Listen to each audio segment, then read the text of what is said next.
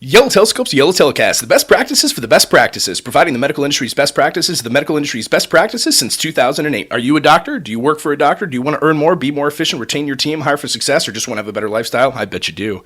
What should you expect from the podcast? A lighthearted, casual, fun, hopefully funny, informative, impactful, well-founded look at the medical industry from a pair of passionate, competent, confident, experienced, talented, unquestionably good-looking industry leaders, men of the Renaissance, if you will, and even if you won't, who have hired, trained, and overseen some of the nation's top medical practices while enjoying Scotch whiskey, world travel, music, single malt Scotch whiskey, fine dining, not fine dining, family, art, Ryan bourbon whiskeys, and maintaining an absolutely perfect track record of growing practices by between $100,000 and over $1 million within the first year every damn time. Listen to the podcast, and for more on how Yellow Telescope can help grow your practice, visit YellowTelescope.com for upcoming events, published articles, recorded speeches, past issues of our complimentary email newsletter, testimonials, and more.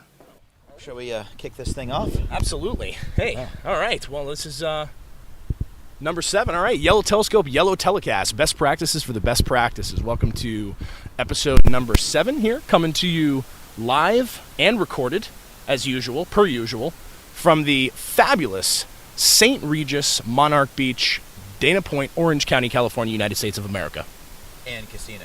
And casino. Actually, no casino here, although there are casinos here in the state of California. That's right. I think we passed by one. Apparently, Poker's Paradise. Yeah, it's sort of the Commerce Casino. Indeed. Yeah, not as nice as the St. Regis Monarch Beach Resort. It is episode 7. That's right. We are going to be reviewing the 7 steps to making a sale, as we'll talk about. Seems apropos. Indeed. Here from Seventh Heaven. Seventh Heaven. Other 7 analogies and cliches. Episode 7. That's all I got. Well, it's great to be here, and well, it's gorgeous. I'll tell you that much. It is a fabulous St. Regis Monarch Beach. It's interestingly, for those of you who are watching us in, as I call it, YouTube land instead of simple podcast voice only land. Okay. Behind us, of course, you have the island of Catalina, home of the Catalina wine mixer. That's right. We were saying, are you ready for it? Are you ready for the Catalina wine mixer? I think I'm ready. I want to make bank, bro. I want to drive a Range Rover. We're halfway there. Absolutely. I mean, after all, we're here at the St. Regis, sort of our sort of tour of what are we calling it? I think we're calling it the 2014 Yellow Telescope Elitist Respite Tour. That's right. we just keep floating from gorgeous hotel to gorgeous hotel. I think we've done obviously the Gaylord Resort Convention Center. Fabulous Gaylord Palm. Yes. Couple of Ritzes. Next week after Thanksgiving holiday, we'll be heading to the Dream Hotel in New York, which is gorgeous as well. Sort of swanky meatpacking haunt. Sort of seen and be seen. But it's great. We're out here in fabulous Orange County, actually training, doing what I think we do best, other than the podcast, of course. Absolutely. I have a fantastic new client here in Orange County and in the Newport area, and that's always exciting. Had some wonderful meals, a great time, a lot of fantastic training, and great weather. It is nice. It's, I don't know about you, but I haven't seen Ed Searing III, El Tercero, Numero 3, Searing III in a red, is that sort of a merino wool? It is, not to be confused with cashmere. No. Feel the garments. Feel the garments. Is this warm in winter, cool in the summer? Yeah, and I'm wearing cashmere, which I get to do rarely. You know, that's a real smart cardigan. I like to call it a smartigan. Yeah, it feels good. I feel like I'm a little too matchy, but it kind of works. I've got the boat shoes. I'm really trying to take in the Newport Beach vibe. You look a little more Laguna than I feel. I'm looking real Newport. Yeah, you're sort of Newport, Rhode Island meets Newport, California, and I think I'm I'm wearing a Nantucket red pant. With some boat shoes and a nice cardigan. This T-shirt, actual fact, has been worn by Leonardo DiCaprio. Not this specific shirt, but this design from this. So you're the guy I read about that tore it off his back. Well, it's about as close as I can come to quote-unquote looking like Leo. So I settled for the T-shirt. Great. This has really been a great podcast so far. Like I said, the weather's been really nice, but we do a little hot joke. Last time we didn't do a hot joke. It's freezing. It is. It's frigid. I mean, how cold? Well, put it this way. It never got to 80 today. Not once. Not once. And when you're from Florida and you fly from paradise to paradise, we left 74 and sunny. We got here 72 and sunny. I said, burr. Feels like 72 and sunny. It's weird. Well, you know what I saw today? It's the weirdest thing. a cloud in the sky. There's literally one. It's about 200 miles yonder. That's right. Aye. It's one giant cloud hovering over Los Angeles, actually. It's not cloud at all. The weather is unreal. I mean, it is chilly, though. I mean, I describe it as sort of a Siberian summer. Indeed. Well, then, of course, it's all respective, all relative, all respective. I'm respective. Respectively, it's all relative. To our friends way up north, your upper peninsulas of Michigan, your Kenosha, Wisconsin's, it's actually downright balmy. Yeah, it's relatively. Sort of Cape Cod at noon, September 28th here. Mm-hmm. Is the fall coming? I'm not sure. The lovely desert air. I'm having a decent hair day. I'm feeling good about that. Sort of the nice non-100% humidity. Really lets it lie flat, or is it lay flat? Indeed. Lays flat. Whatever you like.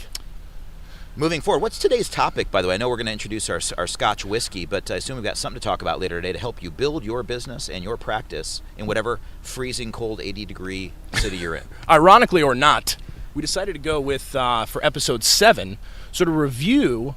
It's really two-part. It's a two-part series in a single episode. It's reviewing the 7 steps of the sale. Mm-hmm.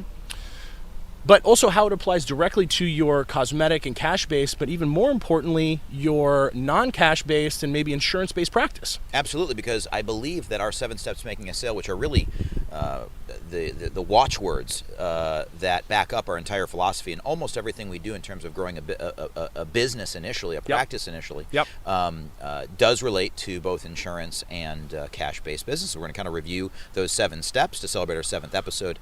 And as you said, explain how it translates to other arenas. Indeed. It's exciting, but it makes me want to talk about Scotch. And I'm actually going to go ahead, as it gets darker here, and take off my wooden sunglasses, very Laguna Beach. They're called Schwoods. Big fan of them. Schwoods. Schwood sunglasses, Schwoods. polarized. I actually went with the dot slash.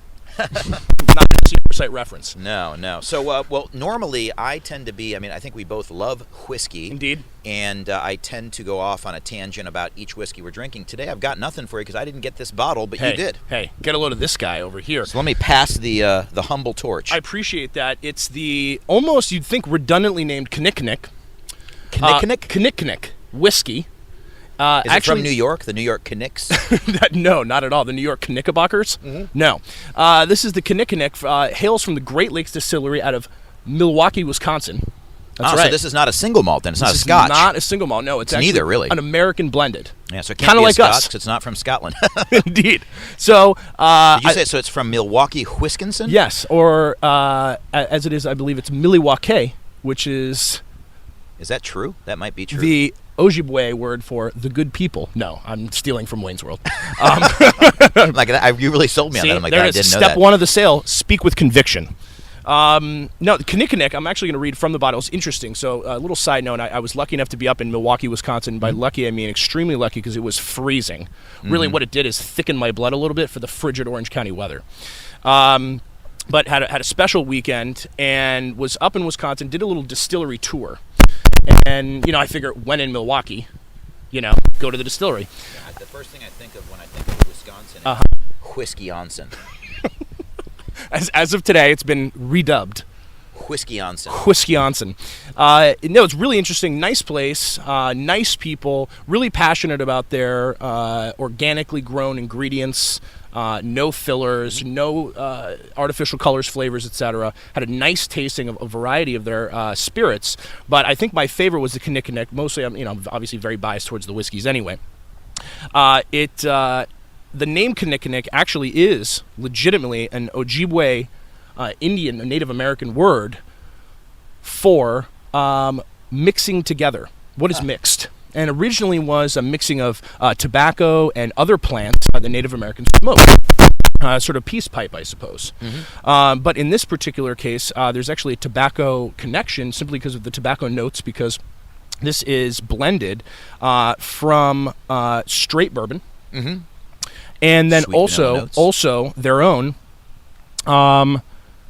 Wisconsin-born rye and malt whiskeys that they've actually produced right there at the Great Lakes Distillery. So we figured it was kind of appropriate to keep it American. And what with your patriotic outfit, thanks for representing. And no, it's sort of a nice little slice of Americana, and a delicious whiskey. Actually, does have the tobacco note, sort of a spicy finish. What do you think there, Hoff? Yeah, absolutely. Well, it's interesting. You got the bourbon mixed with the rye, mixed with the sort of malted barley notes, and it's real strong on the barley. So if you're not so hot on that, you may not love it. I like it, and it's young but smooth, which is a rarity, and it's got the spicy finish, which makes it for the new drinker. Think of it as young because it has a little bite because it's only, I think, 86 proof, 43% alcohol by volume. Not overpowering versus that Glenfarclas 105 that really had to be served on the rocks. That's about 52.5% booze. Though. Really, really nice. So yeah, very interesting. Nothing I've ever had anywhere near like it, and certainly worth picking up a bottle.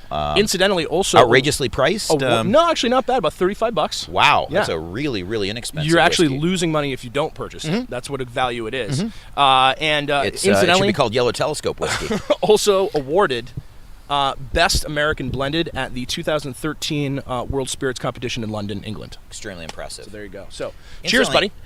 I'm about to cheers you with my microphone. Hey, clink. What's actually interesting is the blue light on your microphone as it gets dark makes me feel like this is a great place to call the police if someone tries to rob me.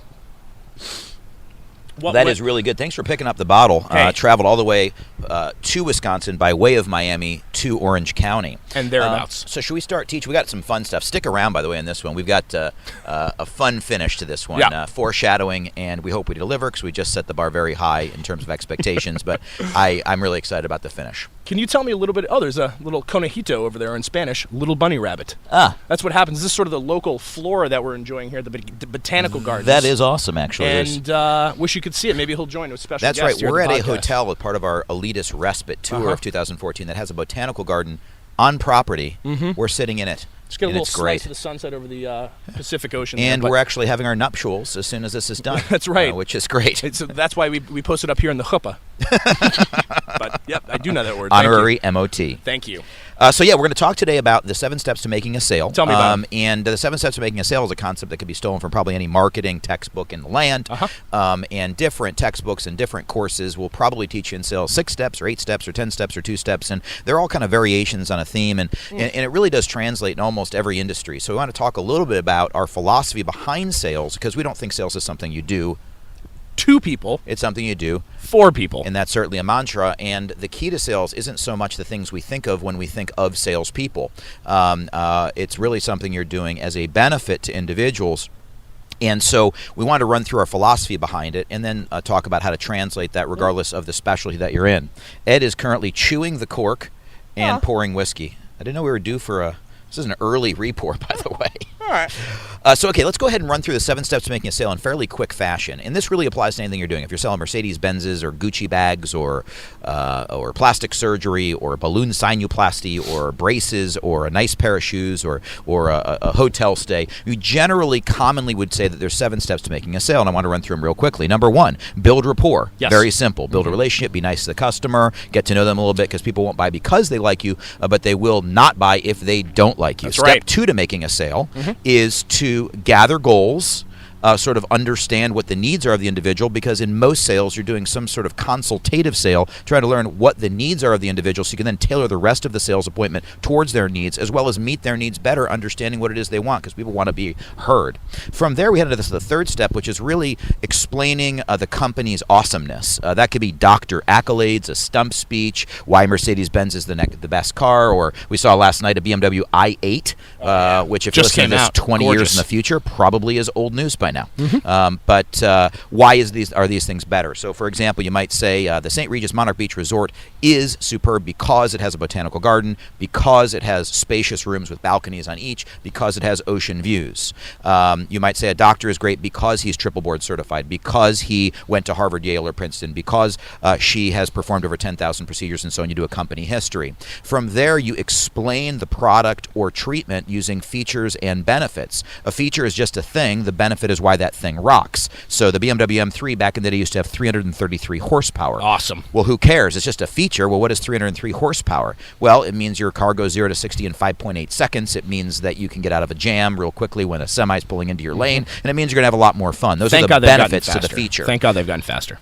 Louis Vuitton has epi leather in some of their bags. The benefit is it has a gorgeous look. It has a great touch. Let me guess, and durability? it is reasonably durable. Yes. Et cetera, et cetera.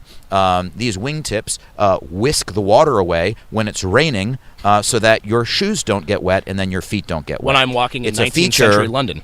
Correct. That's great. And then there's a benefit. You don't need those here in California because there's no rain. At that point, we then do what we call a trial close because they now, like you, we understand their goals. They know why you rock. They understand the procedure, service, or product and why it's beneficial. And then we're going to do a trial close of feeling out of the situation and saying, if you love the doctor, assuming things go well in your appointment, assuming he recommends a procedure, assuming the pricing is what we expect it to be, when would you be looking for? And that really includes giving some sort of price estimate. We do believe in giving prices out, not exact prices, but more of a range, between $4,000 and $6,000, between $10,000 and $20,000. Your out-of-pocket costs related to that insurance are going to be your deductible, which could be between $500 and $1,500, sure, etc. We now have a trial close of feeling out of the situation where the patient, for example, has said, I'm looking ASAP. And then we do kind of the last couple of steps of the sale, which is essentially presenting price with confidence and or having the doctor see the patient if it's a medical practice. And then the very last step to making a sale is AFTO, which stands for? Ask for the order. You want to ask for the order. It doesn't really matter how you ask for the order. You can grunt in their general direction for all we care. We say, but you have to ask for the order. So these are the 7 steps to making a sale, and if that was too quick for you, slow it down. You should listen to podcasts in 1/2 the time if you download us from iTunes Store by searching one word, Yellow Telescope, no spaces. If it's still too fast for you, then repeat till you understand it completely. So what we decided to do, because we talk so fast here on these podcasts, is to go ahead and have Ed actually do an example with me being a patient who is searching for, let's say, a new pair of braces for my 30-something-year-old teeth. Yes. Hi, John. How are you today? Doing well, thank you. How are you? Good, good. I like your smart cardigan, or as I like to call it, a smartigan. And, thank you. Enjoying the gorgeous weather out there? Oh, it's just fantastic out here. Real Chamber of Commerce weather, huh? It sure is. It sure is. Just fantastic. Anyway, so glad you're here. Found the place okay? I sure did. Thanks so much. Awesome. It was excellent directions that you gave. Awesome. Really fun about the appointment. I'll refer back to episode 5. To the 405, to the 73, to the 55, because we're the Californians. Californians. Sorry, Californians, we love you. You don't actually sound like that. Great to have you here. So anyway, doctor will be in shortly, but first, tell me a little bit about what you're hoping the doctor can do for you. Well, I've always, I knew I needed braces younger, and at the time I didn't really want to spend the money, and really I've realized that, it just bothers me not to have a nice, clean, straight look to the teeth. Okay, totally understand. Well, assuming the doctor can help you, he'll obviously take a quick look at you and full examination, etc. Let me tell you a little bit about the procedure and the treatment schedule. So the first one's going to be sort of like a fitting. We're actually going to go ahead and get all of your teeth fitted. I'm going to make sure we get all the brackets and the braces, etc. on there. I'm sure you read a lot about this on the website already.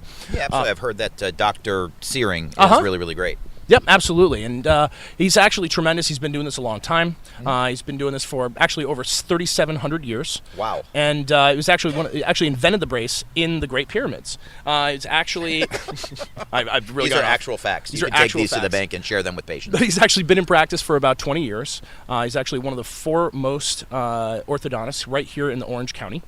He's actually been featured locally here in many of the local publications, graduated from the top schools, et cetera, et cetera. He's really, really great. Great. So then, once he actually examines you, he'll provide us specific recommendations.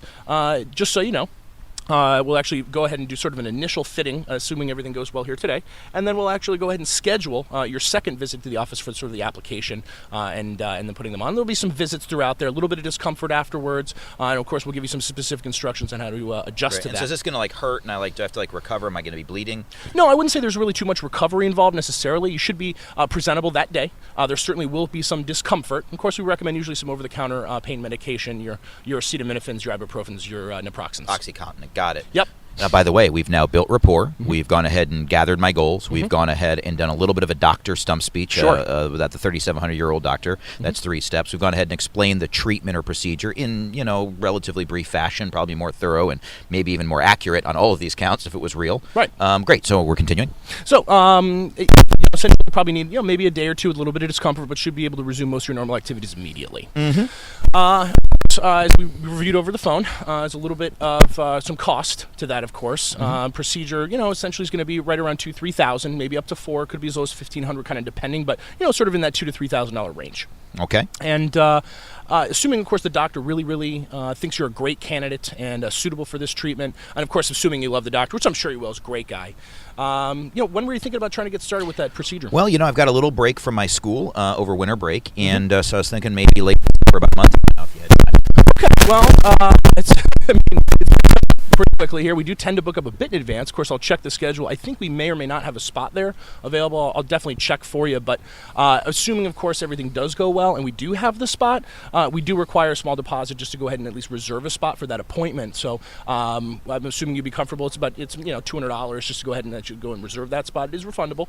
But would you be comfortable at least going ahead and reserving that spot, assuming everything goes well? Wait, so just to confirm, so I can go ahead and schedule if he recommends braces, and you guys collect? You said so $200. Yeah, $200. And when do I do that again? That would be here, actually, assuming everything goes great, just to make sure. I mean, simply but what happens? I mean, I don't know. I mean, maybe my finals get out late or something. So I totally understand. I totally understand, and of course, you want to be sure that the time's right, but we also probably more importantly want to be sure that you actually have the spot, and that's really what I'm concerned about, is making sure you have the spot that's there, and that's why we make the deposit refundable. So you go ahead and reserve a spot with the deposit, but should something come up, as long as you provide us enough notice, we'll go ahead and refund the deposit. Got it. So I'm not like life or death committed. Not at all. No commitment at all. No cool. risking down Sounds the good. schedule. Yes, like I said, probably late December if you can get me in. Great. Okay, terrific. Well, with that said, I'll go ahead and grab the doc. Of course, with another patient, be a few minutes. Otherwise, we'll get him right in. Great. Doctor comes in, recommends braces. You then are going to do what? Going to go ahead and say, great. Well, everything sounds great, and I guess we should go ahead and get you on the schedule. Great. Yeah, it sounds good. So yeah, the prices are, I guess, what I thought they'd be, because you told me just a little bit ago it'd be between $2,000 and $3,000. Correct. Yeah, that's I'll great. Reconfirm the pricing. Reconfirm. So yeah, nothing changed as far as the price is concerned. Which do you want to do this part? No, I apologize. No, I'm actually just trying to be the patient, because I always ask the same question. I was actually thinking, you just told me the answer. We should probably switch spots, because I'm skipping steps here, which is terrible. I'm a terrible salesperson. No, I think you're actually right on the spot. You really great. Assumed the sale there. Really, I was like, so we should go ahead and get you on the spot then. So either way, we'll get you on the schedule, assuming everything is great, and it sounds like everything went the way we wanted it to. So we'll go ahead and get you on the schedule. Yeah, Sound if you good? got that December 18th, that will work. Great. Fantastic. And there it is. So what you want to do live is do that faster, because that was way too slow. Ed is just, by the way, if you ever have listened to the intro and you're wondering who that is, it is Ed, if you haven't figured it out already, doing the intro to our podcast, which is extremely, extremely fast. Real fast, Micro Machine style. Yeah, so we got the Micro Machine ability. And definitely slow it down. Even myself, if you can believe it, has to slow myself down. Is that correct? Mm-hmm. Fine with that. So great. So you've now heard the 7 steps, and you now heard one example of us running through it. And then we want to talk about is a little bit of the psychology behind that, how that relates regardless of procedure. So again, our brace is $2,000 or $3,000. In some places they are, particularly if you have insurance. Our brace is $15,000. In some places they are, but probably not. But it's not about the price, and it's not really about the procedure. It could be a $25,000 facelift or a $4,000 mini-mid facelift under local anesthesia. A mini-mid. It could be a procedure of really any sort. Just thinking about shedding a little light on the subject. Oh, yeah. So you think it's going to be too bright? I don't know. We're going to try it out. There you go. Oh, that's nice. Yeah. Hi. Hi. Hey. That way you won't lose us. It gets dark quick. It's like about 4:20 here. That's it's right. unbelievable. It's almost 5 o'clock in the evening. So in any case, we've got kind of these 7 steps, and obviously those who are selling something that costs money, let's say it is a cataract upsell. Let's say it's a LASIK surgery. Let's say it's a plastic surgery. Let's say it's braces. Doesn't really matter. We know why that works, because we're selling a product or a service with a price attached. So by building rapport and getting to know the patient, understanding their goals, and building up the doctor, and explaining the treatment or procedure in detail, by feeling out their time frame, by explaining deposits in advance, by presenting price again, and then asking for the order with confidence, that alone, in general, is going to help you sell anything in life that you're trying to sell. One of the questions that we've gotten a lot more often has recently, in fact, maybe you could take this, because I know last week we were speaking at the Network of Otolaryngologists meeting. Yep. And some of those folks are facial plastic surgeons, and some dabble in some fillers and Botox, but many others are truly, pure ENTs. They really do everything under insurance. And one of the questions we get a lot is, well, John, it makes a lot of sense. It's great information, but, we don't really need that. Or do we need that? Yeah. Because we just are going to charge the insurance and it's a done deal. Yeah, I was having a couple of good conversations with some practice managers after one of the talks we gave about the process, the 7 steps, firming up appointments, and setting price, et cetera. And they were saying, well, there's really no price because it's under insurance, it's covered, there's no decision to be made, it's going to be covered. Well, upon doing a little bit more investigation, we said, well, okay, do you need to build rapport with the patient? They said, well, yeah, sure. Goes without saying, right? Are you going to ask them what they're hoping the doctor can do for them, or sort of gather their goals? Well, it's 2/7 of the 7 steps. There right it is, there. right there. You're going to go ahead and do that. Are you going to build up the doctor a little bit to at least tell him why he's pretty good? Well, no. Why would you care? Because it's insurance anyway. I'll take that as a yes. And then, of course... Well, of course you do, because absolutely. they still have a choice of providers. That's right. I mean, there's going to be 4 or 5 doctors out there, maybe in one given geographical area, that are going to specialize in whatever you're considering, and you want to select the very best, and you got to tell them why that's the right I mean, reason. I remember, for example, I had an orthopedic surgery. I had a torn medial meniscus after a car accident. I thought those healed themselves. Unfortunately not, and it was causing me pain. I had to have general anesthesia and a surgery, and there was no real cost to me besides my deductible, which I did have the money for, but I still interviewed a whole bunch of doctors. I still had a choice of providers, and had the other doctor built better rapport, had I understood better that the other doctor was fantastic, I might have selected that doctor, because the one I selected didn't do a particularly great job. Yep. And I was on crutches for like 4 months. Yeesh. Should have been like 4 weeks. Hopefully they... So I wish someone had given me 7 steps to sale and done something for me instead of to me. Managing expectations. Correct. Then, of course, after you built up the doctor, so, well, after you've done that, you're at least going to provide them information with the recovery and how things go, aren't you? Mm-hmm. Right? Mm-hmm. Even if it's covered under insurance. Well, yeah, so I'd like to have expectations when I'm going to heal and when Right. I have the time off to do that. And, well, when there isn't a cost, well, of course, a lot of it's going to be covered, but, there are costs associated with something being covered by insurance, whether it is making sure your deductible's met, whatever your copay might be. And those can be significant. You can have, obviously, $500 deductibles, $1,000 deductibles. You could have $3,000 to $5,000 to $10,000 maximum family limits. That's right. And that doesn't even include the co-insurance, right. Which sometimes everything over $3,000 is covered. Other times it's $3,000. Then you cover 20% or 30% or 10% of every dollar that goes in after that. So you're still making a sale. Yep. A big example we were talking about is balloon sinuplasty, which That's really right. we've been contacted probably by more balloon doctors in the last 6 months than any other sort. Yeah. Because these pay $3,000 to $10,000 to $12,000 of insurance money, even though out of pocket for some patients is $0, and out of pocket for some patients could be $2,000 or $3,000 or $4,000. So there's still a choice in providers, like you mentioned. Yep. And then secondarily, there's significant dollars involved for a lot of people. Now, for some people, $1,000 or $2,000 is a drop in the bucket, but for many others, it's a lot of money. And so they still have to come in prepared and still mentally process that and make sure they love Dr. Searing before they're going to say, I'll shell out $2,500, even if the next $8,000 is covered by insurance. Exactly.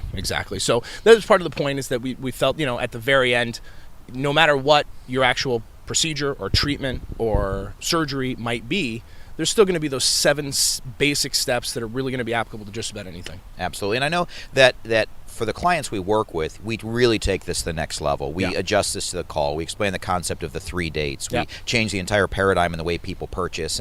But even if you're at home and you haven't hired us, even if you're not in the market for services, one of the reasons we do the podcast is there's things you can take back to your office today and implement. And everybody can implement better rapport building and basic stump speech and doctor awesomeness talks. Everybody can explain a little bit about the procedure in detail. Everybody can ensure they understand the patient goals. And those first 4 steps alone, no matter what kind of medicine you practice, and for that matter, no matter what kind of product you sell, is going to translate to a higher number of sales. That's right. This has Thanks, been great. everybody. Now, is there going to be any medical news? Nope. I knew you'd work it in there. No monthly nope. In fact, the monthly nope is no medical news. In lieu of... I miss the medical. I love Ed's medical news. I love it too. Some of the weirdest, questionably NC-17 rated material that's ever gone on our podcast. The news might not be, but the riffs are. So what are we doing? I don't know why we wouldn't do medical news. Well, I'd say we're on time. We've been talking so fast. We're probably 4 minutes ahead of the schedule. It's at least 4 minutes. I think I added the word "the" into ahead of schedule, ahead of the schedule. Ahead of the schedule. In head of the schedule. Speaking of that, as you can tell, we talk fast. We like to enunciate. We like to pronounce words, sometimes funnily. And it's almost become sort of an ongoing joke with John and I. It's half the reason we even have a podcast. And it was interesting. We started doing, I remember years ago, it was probably 10, 15 years ago, when we were working together with a different company. And used to do the training for the salespeople, and used to do sort of the memory icebreaking game. And it was funny. We used to joke around about it. I did a little bit of research. There's one in particular I know John does really well, and we thought it might be fun to do for you guys. Did a little research. Actually harkens back to the radio days. Back True. In the 20s and 30s. Of course, I always love the Anchorman, unique New York. Unique New York. The Human Torch was denied a bank loan. Those are my particular favorites. Yeah. But this is a legit thing, and I think you had one from back in the family days. Yeah, well, what's interesting is I didn't realize till later that this was something that was done as sort of a radio call test or to test someone's skill level when being considered for radio or TV hosting. And it's really been passed down through the generations of my family. My grandfather memorized this, and then played the game with my father, who played it with me, and only later did I realize that it was not just a bit. And so one of the things we realized is, on top of mastering the 7 steps to making a sale, can you remember them, by the way, right now? If you can't remember them, you may need the next thing. It's both entertaining and educational. And when you think about becoming the most successful practice manager, patient coordinator, or doctor, one of the great things that's going to really help you is remembering names, remembering treatment protocols, remembering the patients that were in 1 or 2 or 3 years ago. So we like to work on our sales trainees on their memory. So we play something that I used to call the memorization game, and it goes something like this. I say a word, you repeat after me, and they get progressively harder, and we just see how far you can keep up. So would you like to play with me, Ed? I guess. You had a little bit of a head start last night, but I still think you're going to have some challenges. Also had a little bit of whiskey this evening, so we'll see. I think I'll just kind of whet the whistle. We'll see. All right, so here we go. So say something like this. 1 hen. 1 hen. So there he goes. He repeats after me. 1 hen, 2 ducks. 1 hen, 2 ducks. 1 hen, 2 ducks, 3 squawking geese. 1 hen, 2 ducks, 3 squawking geese. So he's doing very well so far. 3 for 3. Can you do it at home? For those of you guys on the ride to work, just roll down your window, wait till there's someone sitting next to you in the lane, and just scream at them through the window, 1 hen, 2 ducks, 3 squawking geese. And 4 Limerick oysters. 1 hen, 2 ducks, 3 squawking geese, 4 Limerick oysters. Very good. He's doing very, very well. If I've lost you already, you may have Alzheimer's. That's okay. 1 hen, 2 ducks, 3 squawking geese, 4 Limerick oysters, 5 corpulent porpoises. 1 hen, 2 ducks, 3 squawking geese, 4 Limerick oysters, 5 corpulent porpoises. Wow, very, very good. Here we go. So 1 hen, 2 ducks, 3 squawking geese, 4 Limerick oysters, 5 corpulent porpoises, 6 pairs of Don Alverzo's tweezers. I just want to know who Don Alverzo is. I bet we can goggle it. 1 hen, 2 ducks, 3 squawking geese, 4 Limerick oysters, 5 corpulent porpoises, 6 pairs of Don Alverzo's tweezers. Wow. Bear in mind, very few people get past 6, and he did have a 1-day head start. But you can see this young mind is picking up on things. I guess. And when we're 16, this is easy. Yeah. When we're, 68, I picked that number because... Our age. A little bit more challenging. 1 hen, 2 ducks, 3 squawking geese, 4 Limerick oysters, 5 corpulent porpoises, 6 pairs of Don Alverzo's tweezers, 7,000 Macedonians in full battle array. 1 hen, 2 ducks, 3 squawking geese, 4 Limerick oysters, 5 corpulent porpoises, 6 pairs of Don Alverzo's tweezers, 7 Macedonians in full battle array. Very close. We'll count it. It was 1,000 Macedonians in full battle array. 7,000. That's about 7,000 Macedonians. It wouldn't be a very good army. One more time quickly. 1 hen, 2 ducks, 3 squawking geese, 4 Limerick oysters, 5 corpulent porpoises, 6 pairs of Don Alverzo's tweezers, 7,000 Macedonians in full battle array. Very good. 1 hen, 2 ducks, 3 squawking geese, 4 Limerick oysters, 5 corpulent porpoises, 6 pairs of Don Alverzo's tweezers, 7,000 Macedonians in full battle array, plus 8 brass monkeys from the sacred ancient crypts of Egypt. 1 hen, 2 ducks, 3 squawking geese, 4 Limerick oysters, 5 corpulent porpoises, 6 pairs of Don Alverzo's tweezers, 7,000 Macedonians in full battle array. 8? 8. I'll give you the first word. 8. 8 squirrels. Nope. Nope. Already lost it. 8, one more time. 8. So you got to 8. I know. 8 brass. 8 brass monkeys from the ancient sacred crypts of Egypt. That's going to count. Here we go. 1 hen, 2 ducks, 3 squawking geese, 4 Limerick oysters, 5 corpulent porpoises, 6 pairs of Don Alverzo's tweezers, 7,000 Macedonians in full battle array, 8 brass monkeys from the sacred ancient crypts of Egypt, 9 sympathetic, apathetic, diabetic, old men on roller skates with a marked propensity towards procrastination and sloth. Can I just get through 8? 1 hen, 2 ducks, 3 squawking geese, 4 Limerick oysters, 5 corpulent porpoises, 6... Wow. Pairs. 6 pairs of Don Alverzo's tweezers, 7,000 Macedonians in full battle array, 8 brass monkeys from the ancient sacred crypts of Egypt. Yep.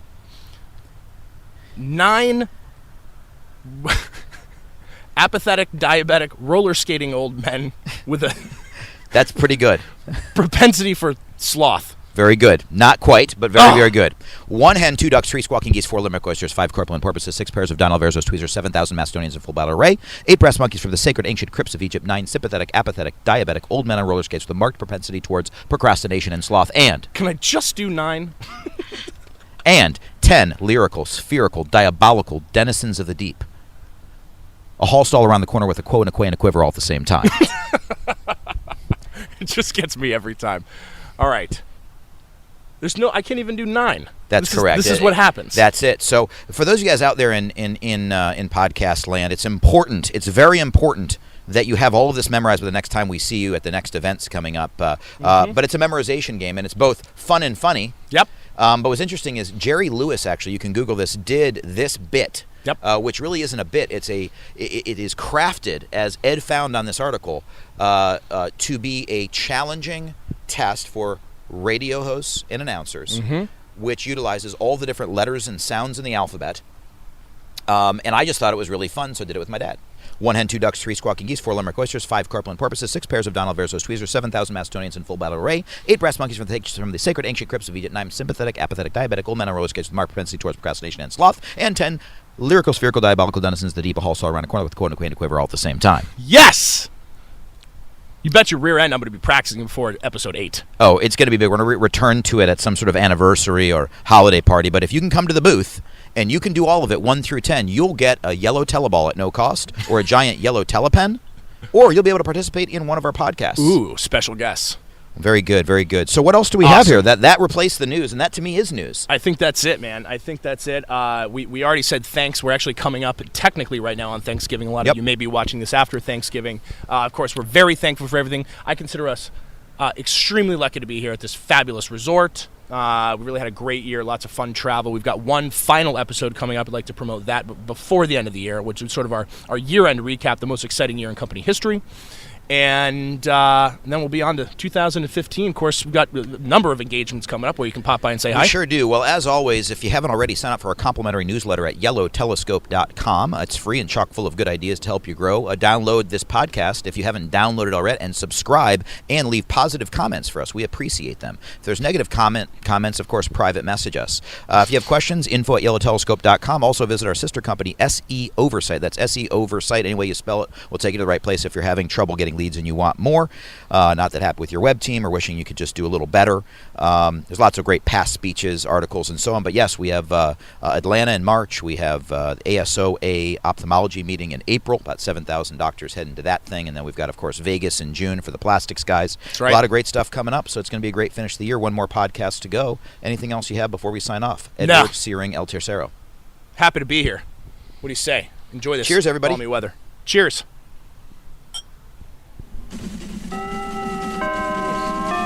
11 fantastic whiskeys, wetting our whistle over the. I was going to add the number 11 to number 10. Pacific Palisades, Pacific Highway. I don't know. Anyway, I think we did it. Go team. Wow. All right.